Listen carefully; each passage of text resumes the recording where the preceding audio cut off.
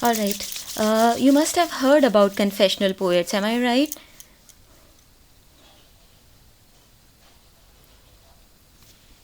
Have you heard of confessional poets or not before?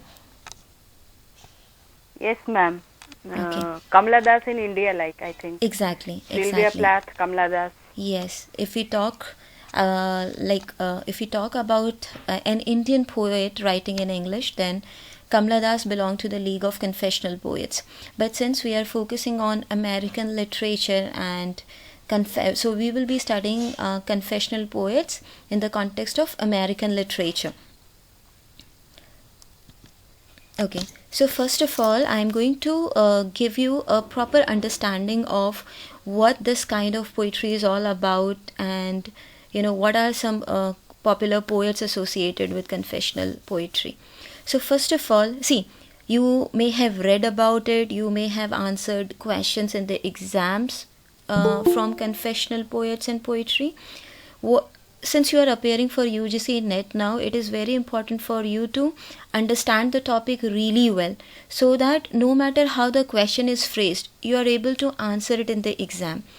So when we talk about confessional poetry, it is that style of poetry which focuses on personal, right? And when I say personal, what do I actually mean? So, confessional poets, they touched upon the raw emotions, the deep, intense emotions and experiences of their lives, and they did so without feeling any shame and embarrassment. And that had not happened before in the history of American literature. Now, in order to make you understand this, I have picked up a few lines from Sylvia Plath's Daddy. I hope you know that it is a very popular poem written by Sylvia Plath. And this is the opening line of Sylvia Plath's poem Daddy. Daddy, I have had to kill you. Right? Now here I have mentioned that most of these poems, they used first person narrative. That is, I in these poems will refer to the poet himself or herself, right? Otherwise what happens is in most of the poems, I does not directly refer to the poet or the poet himself or herself, unlike the confessional poems where the experiences, they are personal to the poet, and they are usually written in first person narrative. Okay, I have also made it a point to include some keywords which we can associate with confessional poetry, the so that you can answer comprehension based question in the exam. The first one is revealing, right? When I say revealing, revealing means something which tend to reveal something, disclose something. That is what revealing is. So they wrote about those intimate experiences of their lives in a very revealing, intimate manner, right? They exposed, in a way, they exposed their lives to the readers, those experiences to the readers. So there is this one word which we can associate with confessional poetry. Then again, it was autobiographical in nature, because poets, they were writing about their lives, their personal experiences, right? And then we can also associate the word psychological with the nature of confessional poetry, because most of these poems, they delved deep into the recesses of mind. There were things which were lying buried in the mind, in the heart of the poets, and they used these poems as a vehicle to express those emotions, to talk about those experiences. So in a way, it is psychological in nature. What is psychological? Psychological is something which has to do with the psyche, which explores what is buried in a psyche, right? So please remember these three words whenever you are studying, whenever you are answering question related to confessional poetry. अभी तक आप लोग देख चुके हैं कि net में जो क्वेश्चंस आते हैं वो आपकी इन डेप्थ अंडरस्टैंडिंग टेस्ट करते हैं. तो अगर ये वर्ड्स आप अपने दिमाग में, जहाँ कन्फेशनल पोइट्री और इक्वेट कर लीजिए कि it's revealing in nature, it is very personal, intimate, it deals with raw emotions and experiences of the poet's life, written in first person narrative, autobiographical in nature, and the subject matter is usually psychological, right? It brings up the deep issues buried in their psyche. Is this clear? Have you gained some understanding of what confessional poetry is? Yes, ma'am. Okay. Now let's understand its origin, right? So it emerged in America in 1950s. I'm talking about the decade, right? I'm not just talking about the year 1950. So it emerged in 1950s, and it kept flourishing in the entire decade, and it continued to happen in the initial years of 1960s as well. So we will associate these two decades with confessional poetry. So which are those decades? 1950s and initial years of 1960s. Right? Is this clear? Yes, ma'am. Yes. Now by this time we have studied various kinds of movement, and for every movement, be it beat generation or transcendentalism or confessional poetry, right? I am giving you the decade in which these movements, these kind of poetry flourished, emerged, right? So please remember these things. 1950s is the year when confessional poetry became popular, and then it remained so in the initial years of 1960s as well. I guess someone is trying to join, so just give me a minute. Okay.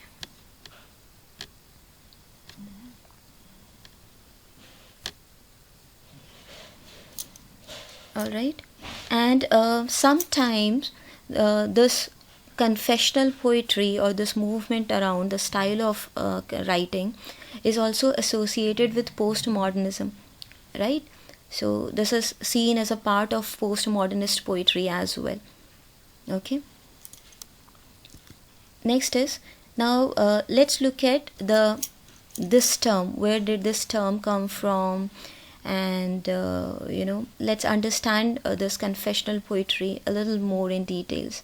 So in 1959, right, which is the year 1959, M.L. Rosenthal first used the term confessional in a review of Robert Lowell's life studies, right? I will take up this work very briefly in today's lecture. So this Robert Lowell, who is one of the confessional poets, he wrote the work Life Studies, which is actually a collection, a volume of poetry, Life Studies, right? So in review of Robert Lowell's Life Studies, M.L. Rosenthal used the term poetry as confession, right? This review was titled Poetry as Confession, which was actually a review of Robert Lowell's Life Studies, a collection of poems, right? So this was the first time this word confessional was used by any critic, and since then, the poetry that belonged to this league, that poetry was called confessional poetry. So this has to do with the origin of the term confessional. So who coined the term? M.L. Rosenthal. In which year? In 1959. What was the work? It was actually a review of Robert Lowell's Life Studies, and this review was titled Poetry as Confession. Okay, you get a lot of questions from just this one point here. Now, what he had to say in this review about this kind of poetry which was emerging in America in 1950s. What did he say about this poetry? Let's look at that. Okay, put the speaker himself. This is what Rosenthal wrote, right? So I have included all these points here, which I'll explain to you. Put the speaker himself at the center of the poem in such a way as to make his psychological vulnerability and shame an embodiment of his civilization. So the first point he made in relation to confessional poetry is that who is at the center of the poem? Who is at the center of the poem? Tell me, in confessional poetry. The poet itself, ma'am. Yes, the poet himself. This is according to M.L. Rosenthal, which is for the first time studying this kind of poetry in his review Poetry as Confession and using this term for the first time. So he says in this kind of poetry, the poet himself is at the center of the poem, and in such a way that he or she is making himself or herself completely vulnerable, right? And there is no shame, there is no embarrassment in this vulnerability. See, as human being, anything which which we consider, about which we are vulnerable, right, we tend to hide it, we do not show it. Let's say you may cry behind the doors, but when you face the public, you keep a smile on your face because your tears may be seen as sign of weakness, right? But what happened with these poets is they embraced their vulnerability, right? And they wrote about those experiences with such openness that it shocked the readers. So Rosenthal, he in his review, he clearly stated that in this kind of poetry, the poet is at the center and they exposed their psychological vulnerability. They wrote about such intimate experiences without feeling any shame, right? They wore those, they completely owned those experiences as a badge of honor, okay? And this was new, this was something new. I guess someone is trying to join again, so let me admit that particular student to the session.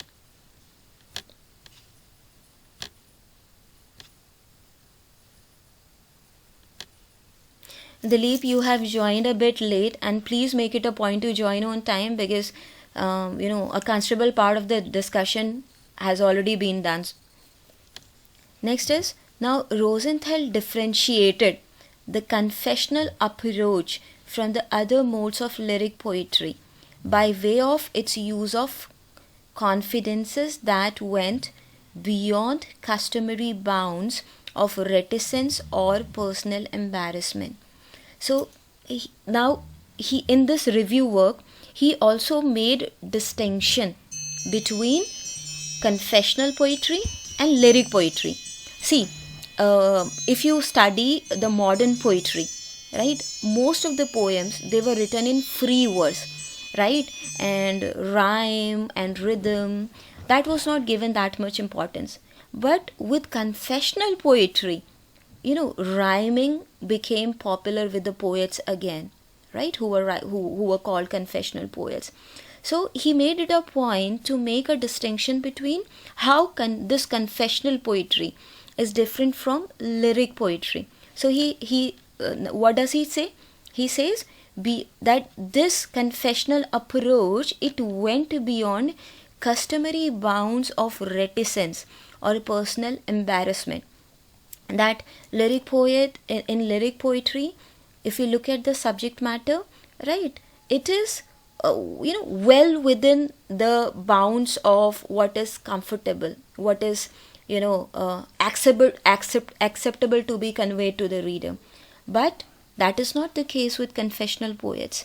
They took up a subject matter which went beyond personal embarrassment. They openly embraced their lives and the experiences they had in that, and they wrote with great openness about those experiences. Okay, तो यहाँ पर एक और point जो आपने समझा है वो ये है कि कन्फेशनल पोएट्स जो है, कन्फेशनल पोइट्री जो है, it had rhyme, it uses rhyming schemes, rhythm, but then unlike lyric poetry, it could shock the readers with the rawness of the emotions. Next is, he also notes that in earlier tendencies towards the confessional, there was typically a mask that hid the poet's actual face, and states that Lowell removes the mask. In my next slide, I am going to take up some poems which were in a way which prepared the way for the actual confessional poems, right? But the poems written before Lowell's life studies, they didn't had that kind of openness. I mean, the poet was not coming out in the open and writing with that openness. But with Lowell's work, that boundaries were broken, and the other poets, they felt absolutely confident in writing with that rawness of emotions and openness. Okay, his speaker is unequivocally himself, and it is hard not to think of life studies as a series of personal confidences, rather shameful, that one is honor bound not to reveal. Alright, so when it comes to uh, talking about or making some very personal experiences public, right? We feel, a kind of resistance within us. We feel as if our honor, that we are stripping ourselves of that honor. But then, with Lowell's life studies, he broke those boundaries. He started writing about those experiences, and this is how other poets, he stepped into his shoes and started writing that kind of poetry. And we had this entire movement of with this revolutionary movement of confessional poetry. Next is, now there is this another critic, and you need not know the name of the critic here, but what is important for you to understand is what he said in relation to the confessional poetry. For these poems, the question of propriety no longer exists. What is propriety? Propriety is the sense of what is right and what is wrong, right? They have made a conquest. What they have won is a major expansion of the territory of poetry. So he says that with confessional poets, right, they pushed the boundary of what is proper to be written about, right? They set aside the norms of propriety, what is proper, what we can write about. And in that sense, this kind of poetry was absolutely revolutionary in nature, because this was in a way expansion of the territory of poetry. Okay, is this clear? Are all these 4-5 points clear to you? Let's say if you get a comprehension based question in the exam, which is phrased like that, that which of the following is not true about confessional poetry. So I hope this discussion that we had, that revolved around the coinage of this term and what Rosenthal had to say about confessional poetry in his review, Poetry as Confession, that will help you answer such questions. Is there any point which you want me to explain again, or is it clear enough? Let me revise it for you quickly, right? In 1959, a review entitled Poetry as Confession was published by M.L. Rosenthal, right? And it was review of Robert Lowell's life studies. Okay, and it was for the first time the word confessional poetry was used. Okay, then in this review he discussed some characteristics of the confessional poetry. So first of all, in such poetry, the poet is at the center, right? And they write about the vulnerable experiences of their life without feeling any shame, right? Next is that they embrace the embarrassment which a poet will otherwise feel in making such experiences public. Then there was no mask. The poet was writing in the first person narrative and completely owning such experiences and writing without any reticence and shame. And the next thing is that this kind of poetry is considered revolutionary because what used to be considered proper to be shared with the reader, they broke that boundary, and they came out into the open with the most intimate experiences of their life. Right? Is this clear? Yes, ma'am. Okay. Next is, now let's look at some of the themes which are central to confessional poetry. So some of the themes which you get to see in confessional poetry is psychological issues, most of the poems, confessional poems, they take up the psychological issues which the poet is struggling with, and they write about it in their poems. Then suicide, right? Can you please put yourself on the mute? Okay. Then suicide. Now most of these poets, which are confessional poets, they were struggling with anxiety, psychological issues, right? And they were often on the verge of committing suicide themselves. So suicide is also a recurrent theme in confessional poetry. Sexuality, right? They wrote openly about sexuality, the issues they were facing in their marital life, and depression, because I have already told you that most of this poetry is very psychological in nature, and they were struggling with depression and they wrote openly about it. So please remember the themes which these poets took up in their poems. Now, some of the poets which are associated with this kind of poetry is, first of all, Robert Lowell. Then we have Sylvia Plath, John Berryman, Annie Sexton, and W.D. Snodgrass. These are some of the confessional poets. Once I share this PPT with you, please make it a point to write down these names, okay? Because you may get a question like, which of the following is a confessional poet? So, if you are familiar with their names, you can easily answer such questions. Such questions are very easy to answer because they are completely based on the facts and your knowledge. So I repeat, please remember these names, commit them to your memory. Robert Lowell, Sylvia Plath, John Berryman, Anne Sexton, and W.D. Snodgrass. Okay. Now we are also going to look at some confessional works that preceded life studies. Mind you, I just touched upon life studies. I told you that it was one of the first work of confessional poetry. Okay.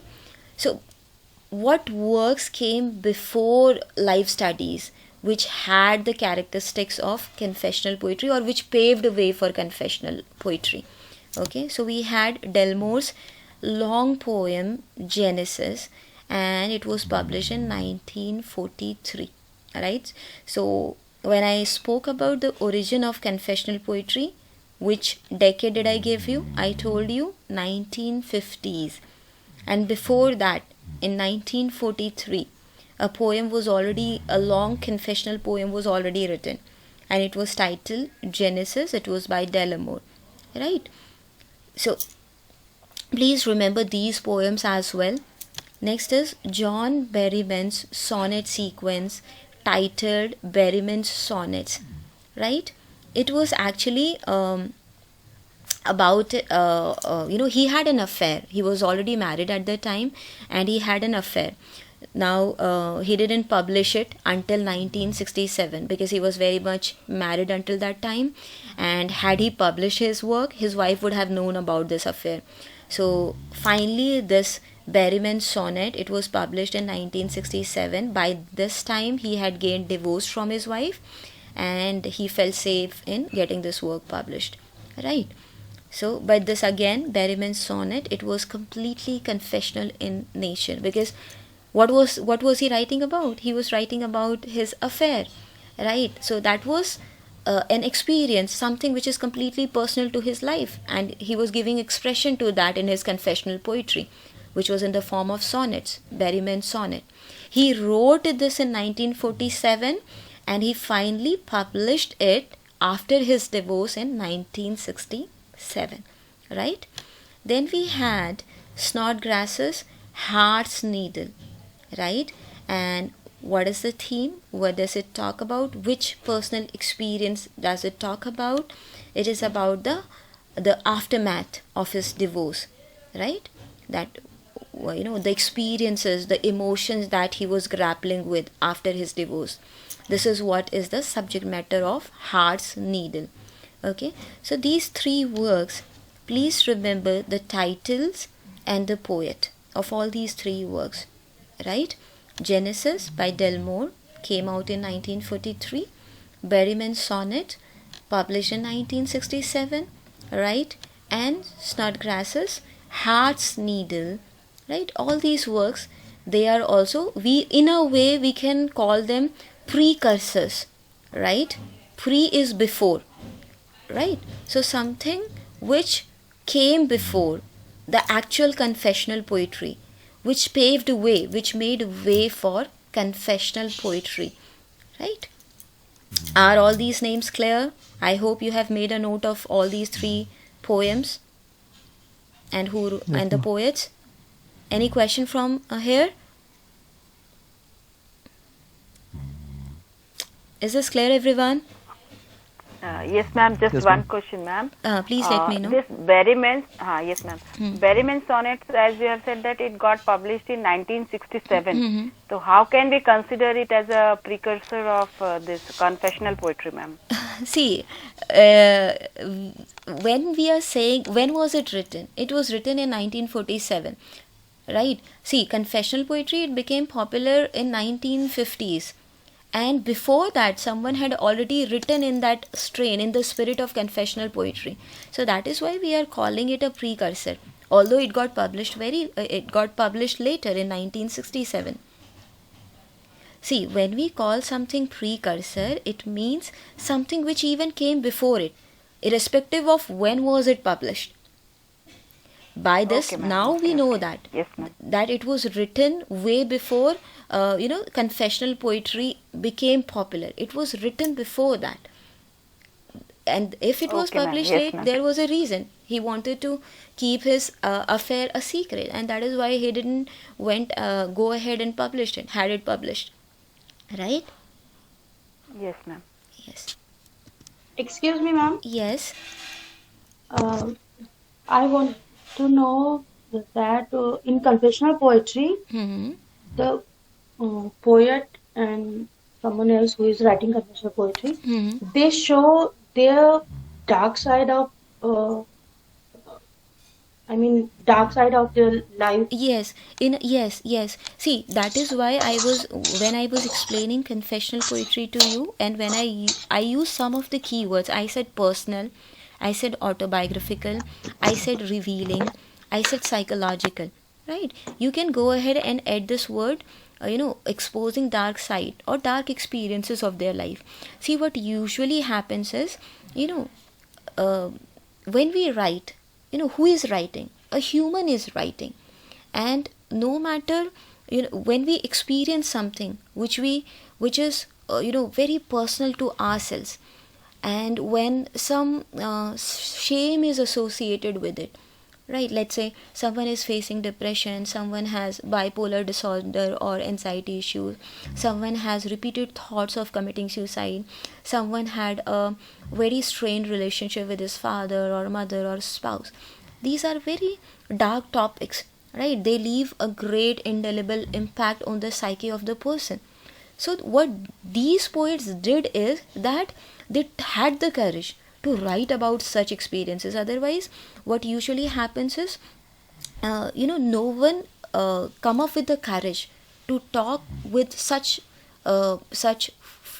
I would say, I'll use the word freeness, about such experiences. But confessional poets, they did this. They had the courage to do so. So you are right Oh, in saying that they wrote about the dark actually, aspects I of their was life. confirming it. Yes, I yes, they wrote about the dark aspects of their lives. Thank you, ma'am. Thank you. Yes.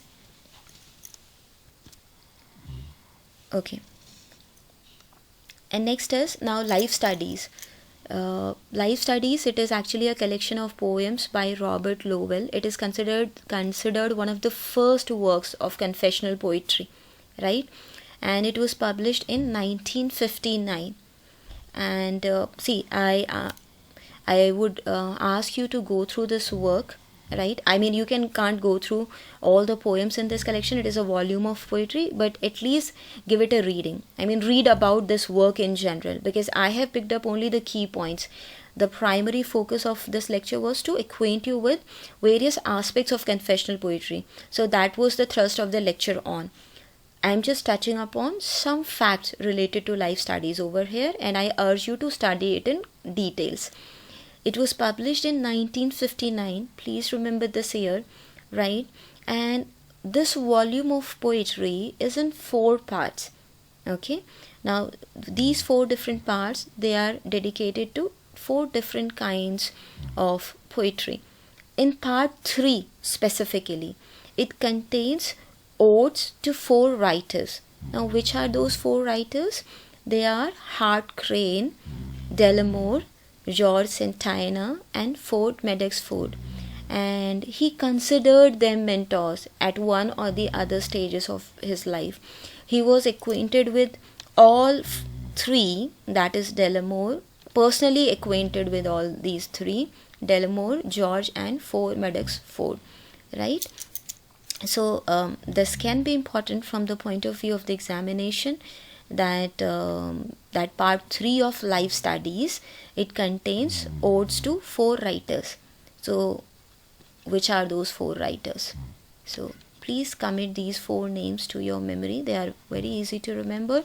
Hart Crane, Delamore, which is himself a confessional poet. Then we have George Santayana and Ford Madox Ford, right? Also remember that this book is in 4 parts.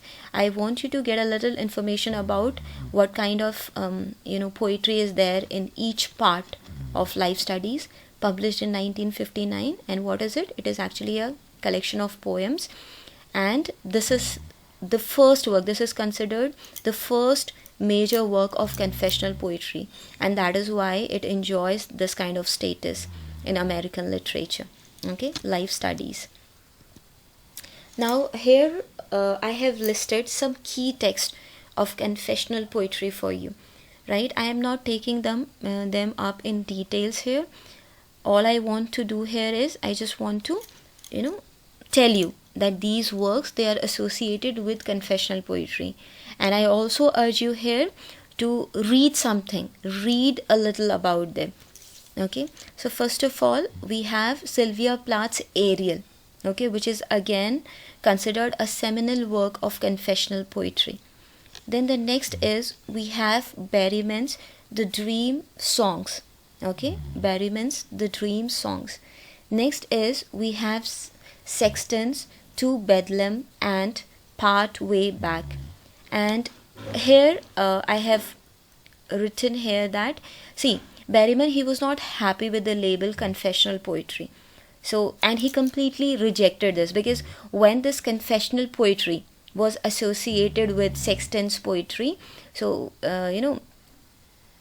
she was filled with a lot of repulsion for this particular term, and rejected the label with, I quote, with rage and contempt, right? See, these poets, they did not see their poetry as confessional.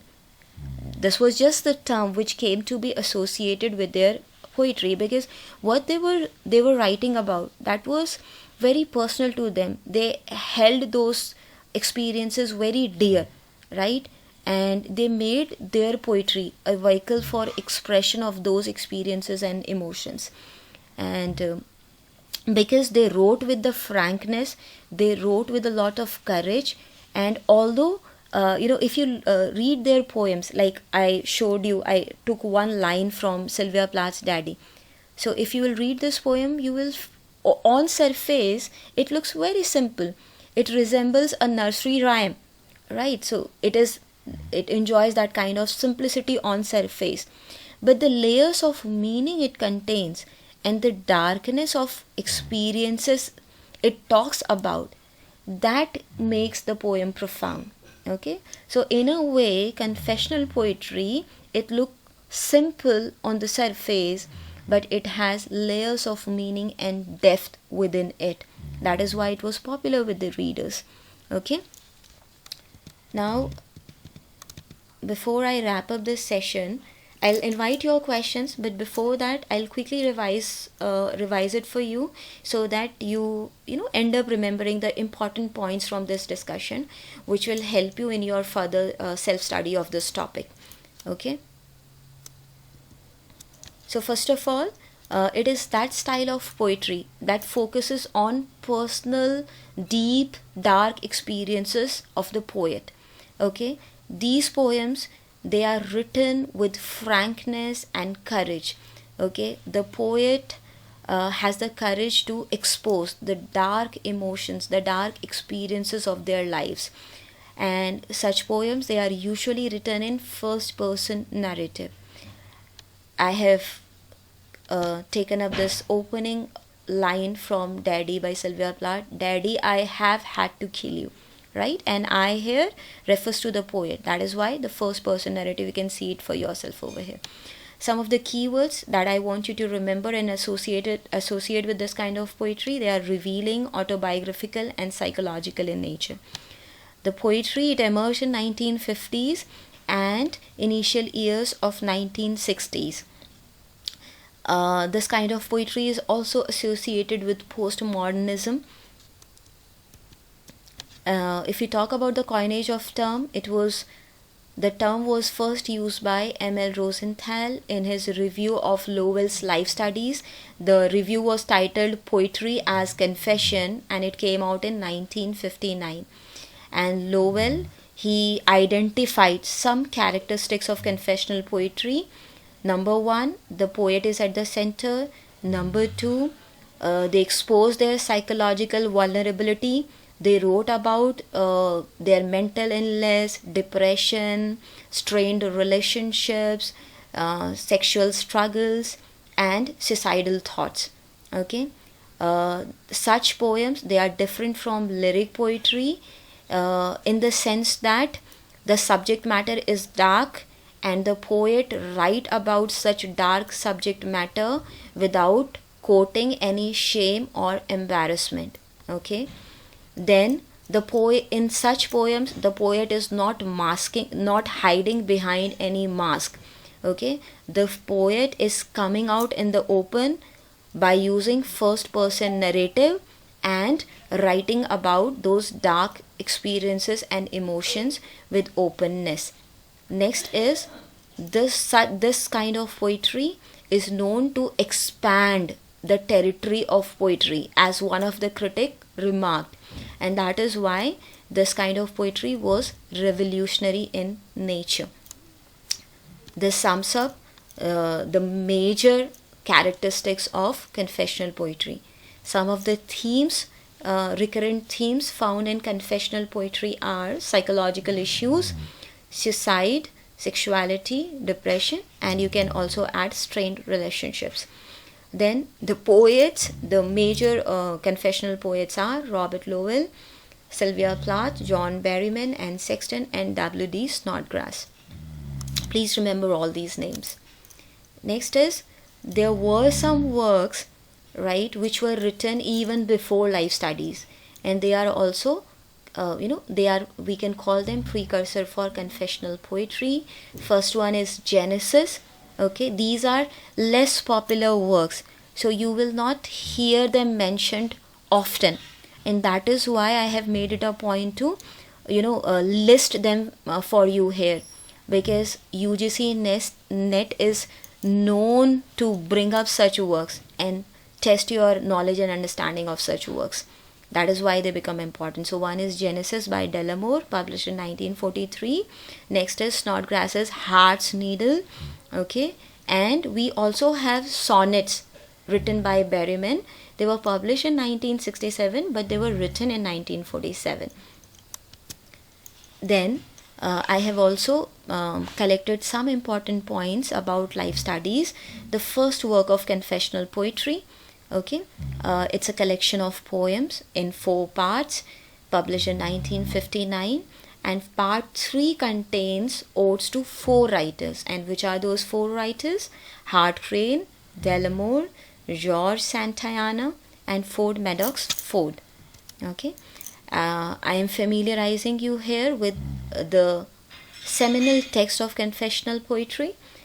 One is Sylvia Plath's Ariel. Next we have Berryman's The Dream Songs, Sexton's To Bedlam, and Part Way Back. Okay, and Berryman is known to reject the label confessional poetry with rage and contempt, because he felt that there is nothing confessional about it. Okay, so that's all. Do you have any questions for me?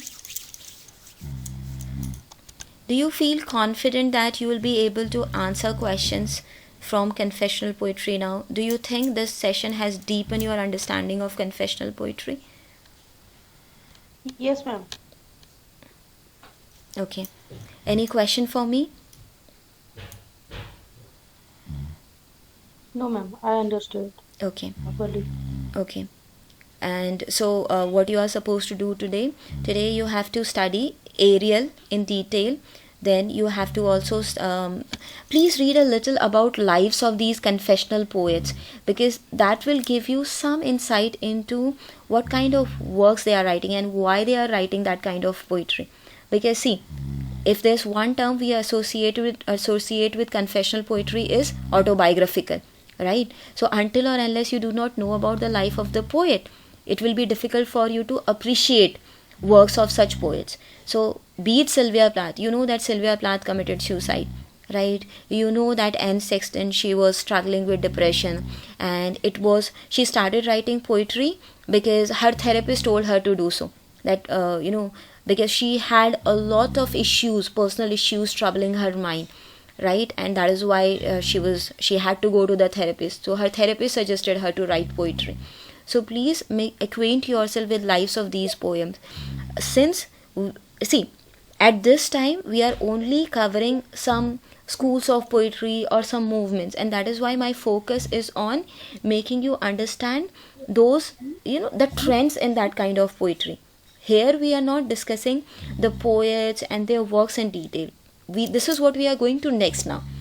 In my next lecture with you, now I am going to take up important American writers, and we are going to look at all their works, their autobiography, their works, and then their works in details. So in a way, it is going to be very intense from this lecture on. This was a light lecture in a way, so please revise whatever you have studied so far, so that all the movements that we have covered, they are on your fingertips. I mean, if I say a transcendental poet, you should be able to tell me the decade in which they wrote. You should be able to name all the transcendental writers, right? Confessional poetry, Beat Generation, right? All these points, they should be on your tips. And then we will be ready to dive into the mainstream writers and their works. Because if we start with Nathaniel Hawthorne, imagine the kind of the range of his works. So you should be prepared for that. Okay, and are you also going through the UGC net question paper? Is there any question that you came across which you felt that you could answer, because we had already studied that in our sessions? I didn't start yet solving question papers. Okay, please start doing it. What you can do is, see, let me give you a suggestion. What you can do is, let's say you studied confessional poetry today, okay? You can Google questions in UGC net from confessional poetry. Some questions will come, or you can just do solve some MCQs on confessional poets, and you will see that you will be able to answer the questions, okay? So, and that will give you confidence. क्या मैं question papers जो आते हैं set में book से solve कर सकती हूँ? आप बिल्कुल सॉल्व कर सकते हैं. इनफैक्ट आप लोगों मोबाइल से प्रॉब्लम क्या होती है मैम, मेरे बच्चे छोटे हैं, तो जैसे मैं मोबाइल उठाती हूँ तो मोबाइल के पीछे पड़ जाते हैं. अच्छा.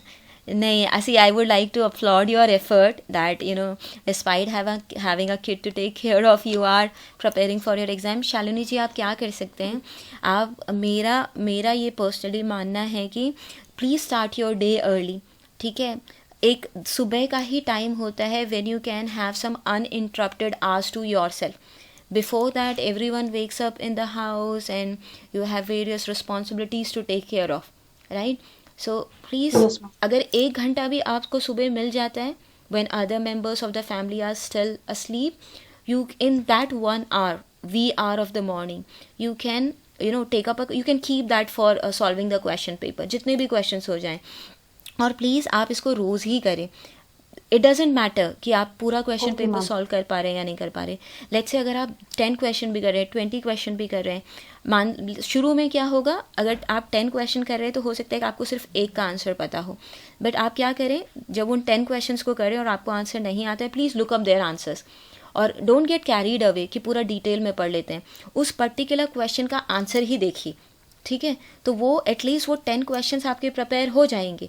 ओके और फिर जब कभी टाइम हो, जो जो ऑप्शंस, जैसे कि मान लेते हैं एक क्वेश्चन दिया है कि नथानियल हॉथॉर्न के नॉवेल्स पे कोई क्वेश्चन आया है, तो उसका क्वेश्चन का आंसर आपको नहीं आता है, आपने फटाफट गूगल किया, आपको आंसर मिल गया, ठीक है. अब वो 4 ऑप्शन जो दिए थे उनको नोट करके रख दीजिए, वो सारे नथानियल हॉथॉर्न के ही वर्क हैं. एक दिन जब टाइम मिले उन सब की समरी पढ़ लीजिए. अब आपको क्या है, पता चल गया नथानियल हॉथॉर्न के ये 4 नॉवेल्स हैं और ये उनकी समरी है, ये उनके सेंट्रल कैरेक्टर है. इस तरीके से प्रिपेयर आप करते रहते हैं. And let me tell you, कभी भी आपका कुछ भी पढ़ा हुआ वेस्ट जाने वाला नहीं है. आपको कभी कभी ऐसा लगेगा कि ये तो ऑर्गेनाइज स्टडी नहीं हो रही है मेरी, मैं तो बहुत कम पढ़ पा रही हूँ. अगर आपको 5 मिनट मिल जाते हैं, उस 5 मिनट में आप कुछ पढ़ लीजिए. जब आप क्वेश्चन पेपर सॉल्व करने बैठेंगे, कभी कभी वो 5 मिनट में पढ़ा हुआ, कभी चलते चलते ऑन द मूव पढ़ा हुआ आपके एग्ज़ाम में आ जाता है. The year I appeared for the exam, I remember I was working at that time. And एक दिन लियो टॉल्स्टॉय का वॉर एंड पीस, ऐसे ही आई डाउनलोडेड द PDF, ठीक है, it is in the public space now, so I downloaded it and started reading it. अभी मैंने मतलब मेरे ख्याल से एक चैप्टर ही मैंने पढ़ा होगा, ठीक है, और फिर I couldn't find time, I couldn't complete that work. And you won't imagine, जो मैंने अपने UGC नेट का क्वेश्चन, मतलब जब मैं प्रिपरेशन करने लगी एंड मैंने एग्ज़ाम अटेम्प्ट किया, there was a question and the question was from what I had read at that time, although I had read very limited portion of that work. So this is how it works. I always believe in devoting yourself completely to what you are preparing for.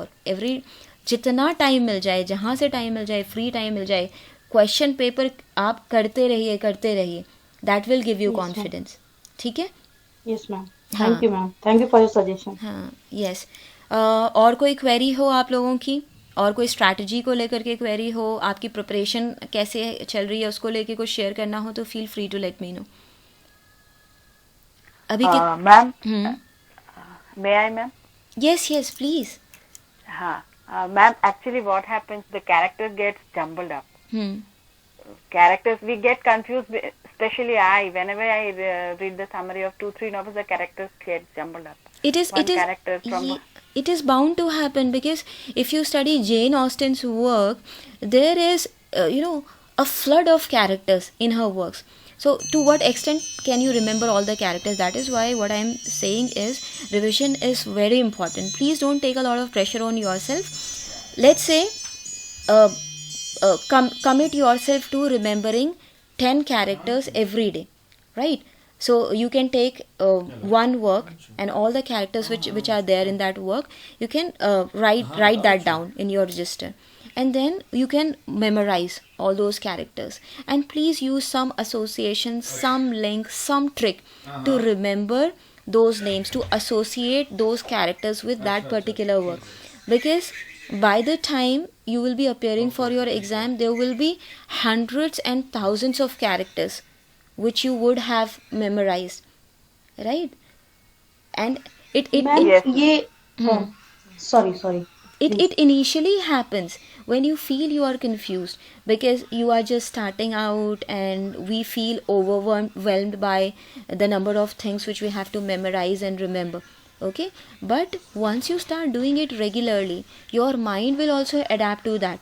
And revision is very important. Let's say over the week you have collected characters from some works. On the weekend you can just go over, keep going over it, keep finding tricks to remember it. अभी एक काम करते हैं, next class में हम I'll take one of the writers and उनके works के बहुत सारे कैरेक्टर्स हम लेंगे, ठीक है. फिर हम एक छोटी सी एक्टिविटी करेंगे, and I will show you how to remember the name without confusing them with other works, so that if a certain character appears in a certain work, you will remember only that particular work and the character, and you will not jumble it up with other characters from other works, right? I'll help you with that. Don't worry. Don't feel overwhelmed. Thank you, ma'am. Yes, Thank you, ma'am. I'll help you with that. Don't worry. We will do it in the next lecture, right? I'll make it a point to tell you how to do that. All right? Okay, ma'am. Okay. So let's wrap it up. ठीक है, आप please उसको revise करिए.